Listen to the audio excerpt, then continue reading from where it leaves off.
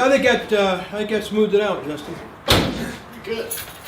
Hey, I got one for you. Here's a question I've been thinking about. Yep. What happens when someone says that I'm in a cult because I believe the King James Bible is the Word of God? So he said that to you? Yeah. Well, join the club. I mean, it's about time it had to happen sometime. But think about this, Justin. They're calling you, saying you're in a cult because you believe there's a perfect Bible on this earth. Now, let me ask you a question. The person that said you were in a cult, do they believe that salvation is by grace? Yeah. Do they believe that Jesus Christ was born of a virgin? Mm-hmm. Yeah. They believe he was sinless? Sure. God in the flesh? Yeah. He was crucified. 3 days later, he rose from the dead? Yeah.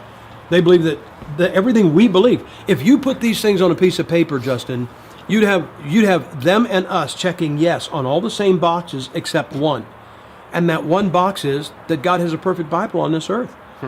And the fact is, if you talk to him, ask him, do you believe there's a perfect Bible on this earth? And they'll say yes. Ask him to show it to you, put it in your hand, and all of a sudden it evaporates. It doesn't exist anywhere. And it embarrasses them that we say the Bible's perfect and can put it in your hand. So they have to call us a cult to try to marginalize us and take the pressure off of them. Gotcha. Sure. Hey, how about hand me the air cleaner? Sure. Justin, I've got to go see the preacher this afternoon. Why don't you just go with me? We'll jump in this thing. We'll go on over there and see him. And I'll let you bounce your question off of him, mainly because I don't mind answering your questions, but it's good for you to get answers from more than one place. You know, one of the things about a cult is they've always got one grand poobah who answers all the questions. Huh. And I don't want to be that to you. I'd like you to hear what a pastor has to say. We'll jump in this, and you can bounce that off of him, okay? Sounds good. All right.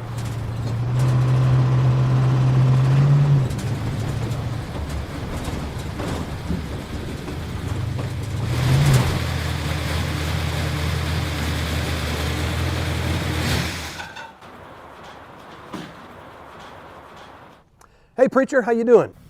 Good to see you, Brother Gipp. Yeah, it's good to see you, Doc. Hey, listen, this is my friend Justin, and this is Pastor DeMichael. Good to meet you, Justin. Nice to meet you, I'm Justin. You bet. Pastor's been pastoring here about 30 years. He's built several buildings on the property. He's got a successful church, good church. But anyway, Justin's been looking at the issue of God having a perfect Bible. Mm-hmm. And because he actually believes God does have one, he's now been called a cultist. Oh, sure. I wanted him to hear it from somebody else, and I thought a pastor would be a real good viewpoint. So maybe you could answer some of his questions. Sure. You got a couple minutes? Yeah, sure, you All betcha. right. So you've been accused of being part of a cult. Yes, sir. Yeah, one of the oldest tactics in the book. It's a form of rock throwing. And basically it's used by people that don't have strong arguments. And it's used to intimidate. It's used to get you off the trail, make you fearful. If you notice out in the world, if a politician gets in a bad spot, he'll call his opponent a racist. And that works pretty well out in the world. Here in the Boise, Idaho area, we're in the middle of Mormon country. One of the principal characteristics of a cult is an extravagant admiration for a man. In the case of Mormonism, that would be Joseph Smith. And then you have a salvation that's exclusive to an organization. You have to join our church, our system, in order to be saved. And then probably more to our discussion than anything else is the idea of multiple final authorities. When the Mormon missionary comes to your door, he'll talk to you about the Bible, and he'll say he believes the Bible. But in reality, it's bait and switch. He really wants to get you to the Book of Mormon. So they have dual authorities. Are you familiar with the period of time in church history called the Dark Ages? Sure. Okay. During that time, the Roman Catholic Church in Europe would intimidate the reformers by calling them things like Lutherans, meaning you're following Martin Luther. In other words, they were saying anybody that broke away from the Catholic Church to become a reformer could be part of a cult. They did the same with John Calvin, and they called them Calvinists. Of course, who really was part of a cult? When you consider the way the Roman Catholic Church venerates the Pope and calls him the Vicar of Christ, really sounds like the pot's calling the kettle black. Yeah.